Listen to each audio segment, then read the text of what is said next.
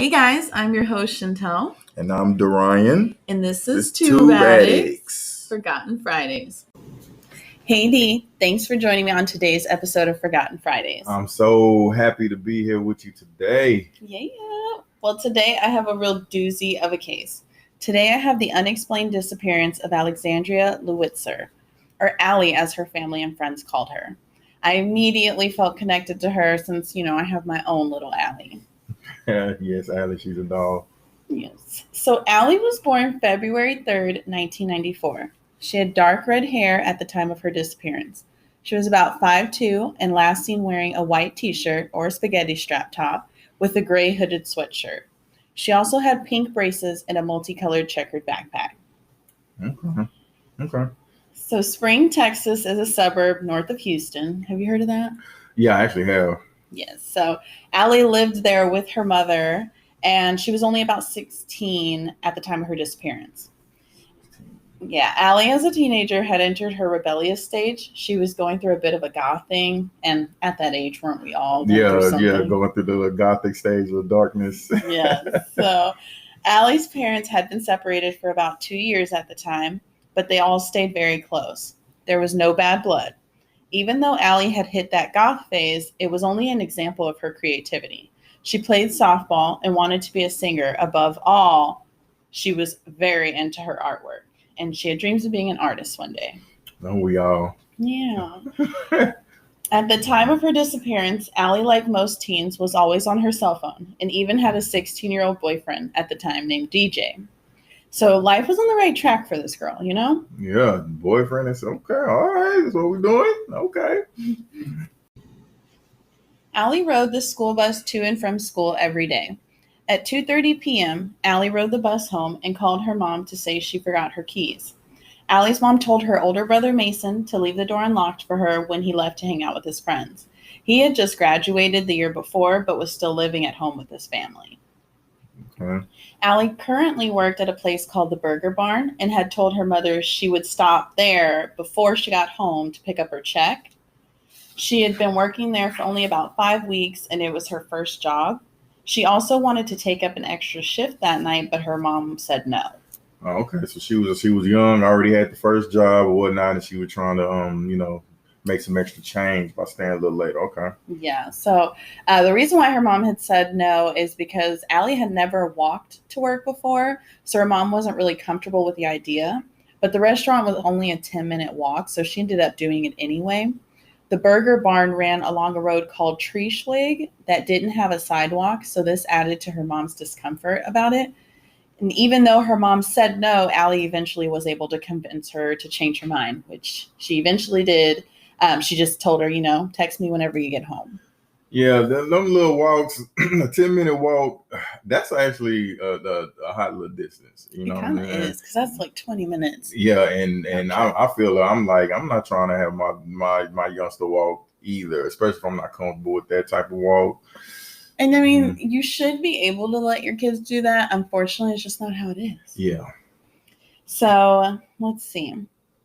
At about 5:30 that evening, her mother, Joanne, returned home from work, and her daughter was not there. She tried to text her, but Allie never responded. At first, Joanne did not go into panic mode because she just assumed Allie worked that shift anyway, even though she had told her not to. Mm-hmm. Around 9 p.m., she lost all her patience and drove up to the Burger Barn to find it closed with the lights out. Can you imagine this mama bear's fear? Instant scare. Panic, worry. Yeah. What is going on? Mm-hmm. So at this point, she hadn't heard from her daughter in 6 hours. So she called her father.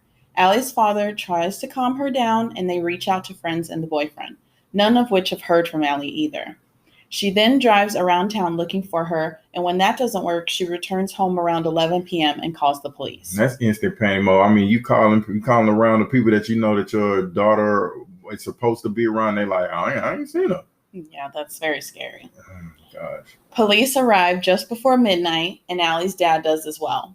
The police take a look around her room and say she is likely fine and will return in the morning. If she doesn't, then they just should give the police a call back. That pissed me off because I feel like we hear this all the time where the cops are basically just like, oh, there's a teenager, they'll come back. And it's like, even if they are just running away, treat it like a disappearance. Those first 48 hours are so important. Crucial times. And Joanne ended up staying up all night waiting on her baby. I mean, who wouldn't? You know, how do you sleep? Exactly, and then that little 48-hour period. That's what, 2 days? Oh my gosh! Right? Yeah. How far can you travel in that time period? Across the country, anywhere. Oh gosh.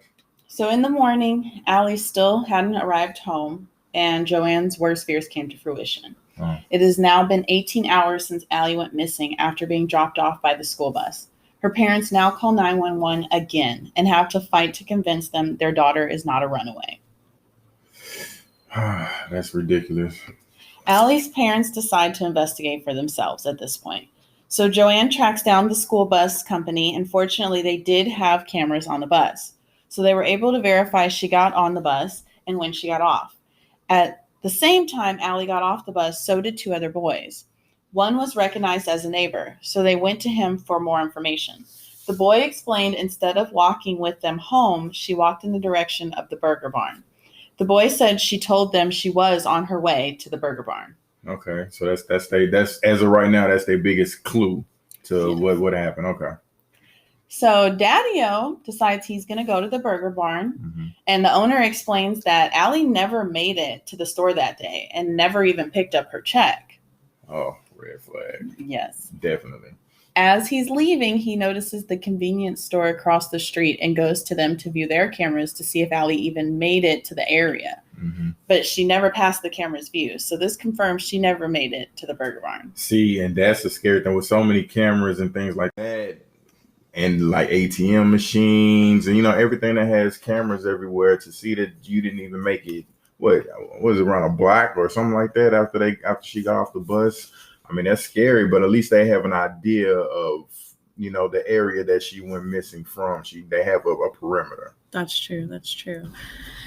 So Mama Bear's not done there either. She realizes AT&T, their plan comes with a tracking map for her daughter's phone. It's called a family map. The tracker shows Allie never left the neighborhood. So basically, as soon as she left the bus and parted ways with the boys, Allie just vanished. Let's see.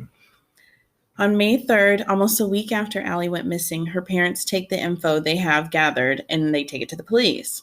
And boy, does that piss me off. Imagine searching for your kid and the cops are literally doing nothing. Yeah, unfortunately, that kind of happens a lot. It does. These days. So even though police are still considering her a runaway, they do go back to their home to search it again. Thanks for taking the time out of your day. They noticed she left all of her money and belongings, so it didn't look like she was going to run away. But they did come across a journal that had an entry that did make it seem like she wanted to run away. Even though she had no history of being a runaway, police go off this one entry. And they didn't change it to a kidnapping, but at least changed it to an endangered runaway. Okay, so an endangered runaway, no belongings, no money. She definitely wasn't. In my view, she's not trying to run away. What kind of kid runs away with nothing? No money is like key to your whole runaway. And she didn't go get her check, so yeah. If you're gonna run away, wouldn't you get your check and leave? Exactly. Yeah. Joanne said every day she was sending messages to her daughter's phone and never received a response. Eventually, Joanne reached out to the Laura Recovery Center for help. That actually was the same recovery center that helped in Brandy Wells' case from last episode. The Laura Recovery Center helps them make flyers and set up a reward for information. And they also did some ground searches that did end up getting the media's attention. By week 3 of her disappearance, the Harris County Sheriff's Office steps in to help with the investigation. At this point, it was turned over to their homicide division. Oh, that's scary. Well, I mean, at least the mom started getting everything in motion. Yeah. At this point, Harris County Sheriff's Office begins interrogating her parents for hours. Typical come in late, start interrogating the only people that have been working on finding her. They basically run these parents through the mud. They also set their sights on her oldest brother, Mason, as well. Interrogated him for hours on end, but her brother stuck to his story that he never saw his sister that day. And can you imagine losing a loved one and being blamed for it? I mean, Why are they questioning the parents? We told y'all that our daughter was missing. We've been trying to convince you this whole time. Y'all the ones when we came in there that were kind of sitting around not doing anything, and y'all are just now updating this case to an endangered runaway. The whole point was she's a runaway in the first place. Yeah. Both the father and the son took a polygraph exam. They both passed with flying colors. John, the father, was cleared right away. They completely cleared him, but they did not completely clear the brother Mason. And at this time, he was 18 years old. Okay, so I guess as part of the investigation, we just do the family first because they're the closest to the. Usually in a crime, it's the person closest to you is more likely than it's a random thing. But at the same time, like we said, they have been the ones pushing them to. Okay. Yeah. So while searching the family's phone records, they realized Allie's mother, Joanne, was not the last person she spoke to that day. At 2:50 p.m., minutes before she got off the school bus, Allie texted an older boy from another school called Spring High School. And his name was Jay. And she had asked him to come over and hang out that day. So it's looking like the typical just I'm going to hang out with this person that I met type of thing going wrong. And honestly, to me, that even proves even more that she was not a runaway because she was making plans to hang out with somebody that day. Yeah. Mm-hmm. Detectives tracked Jay down, and he explains he actually never ended up meeting up with her because he had other plans that day.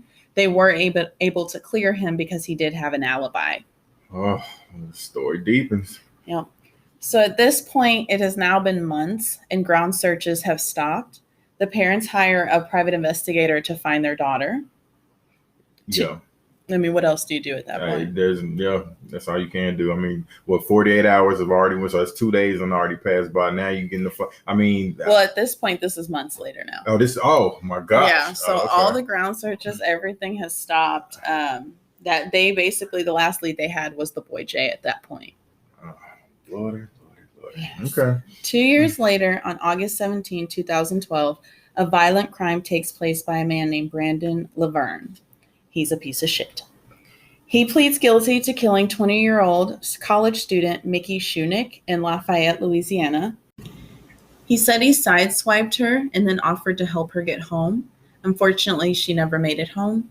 This grabbed the private investigator's attention because he drove a white pickup truck, which he remembered from Allie's police file.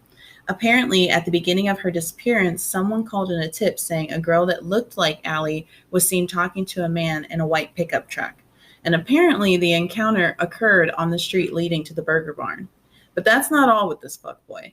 He also had family in the area not too far from where Allie lived. Okay, wait. I'm sorry. Did you say that he sideswiped her? Yeah, she was basically riding her bike to and from school. She was in college, and he hit her while on her bike, and then was like, "Hey, I'll help you get home."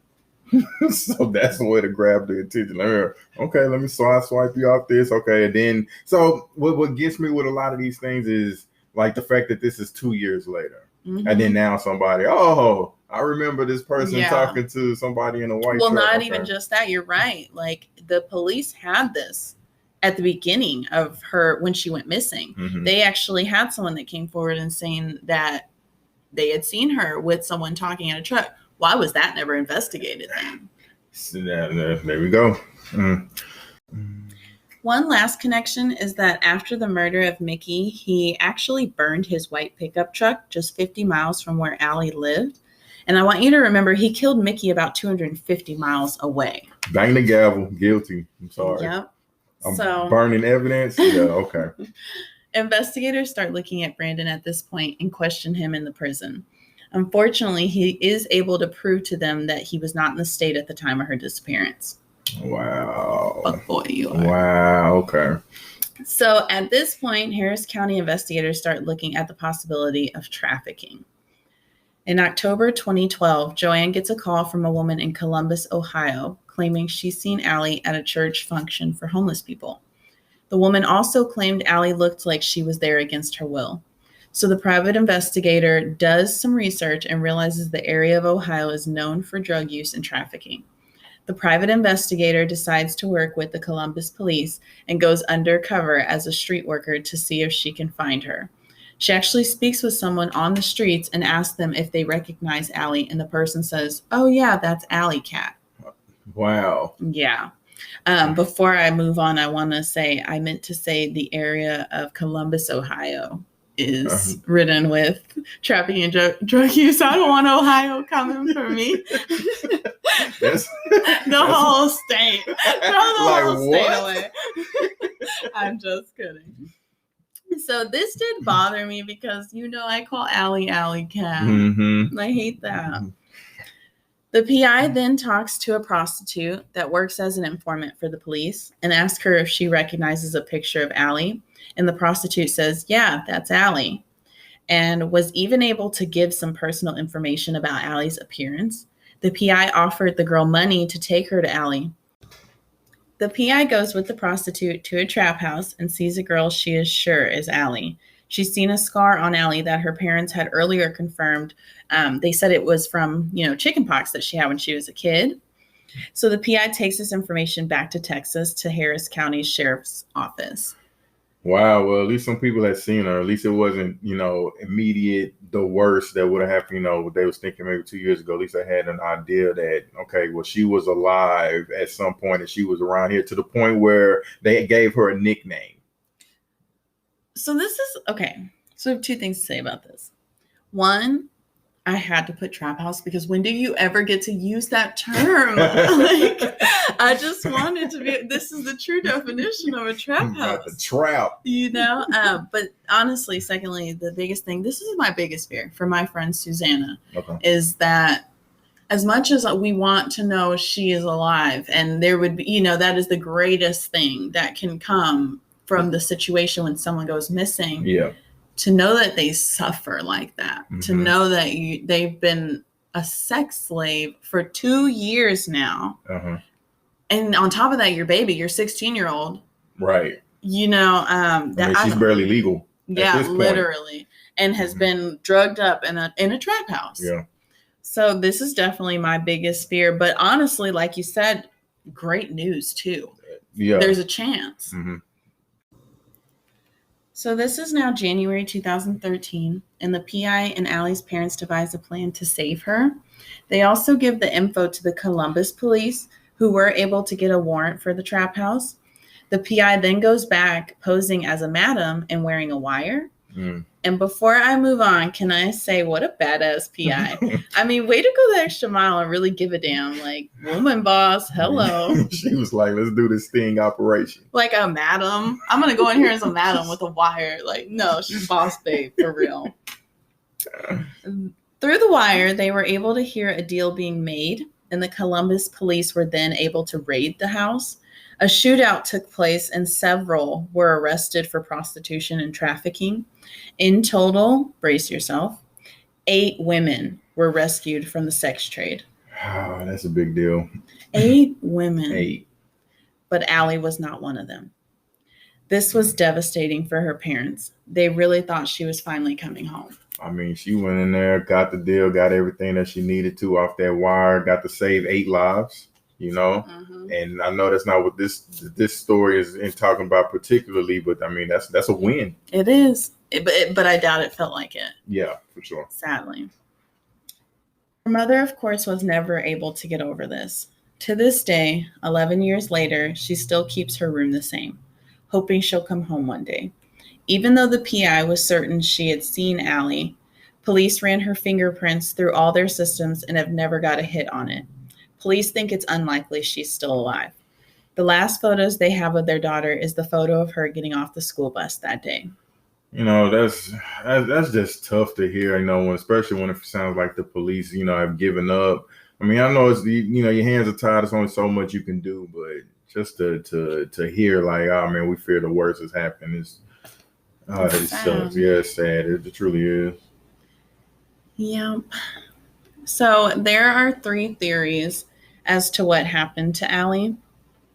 Police initially held the belief that Allie was a runaway, and her case is still classified as such. This is due to the writings in her journal and the lack of evidence pointing towards an abduction.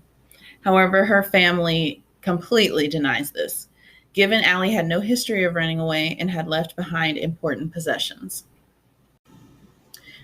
The second theory is the one the family believes, which is that she was abducted by a stranger. However, they have no evidence pointing towards if she's alive and being held against her will, or if she is currently deceased.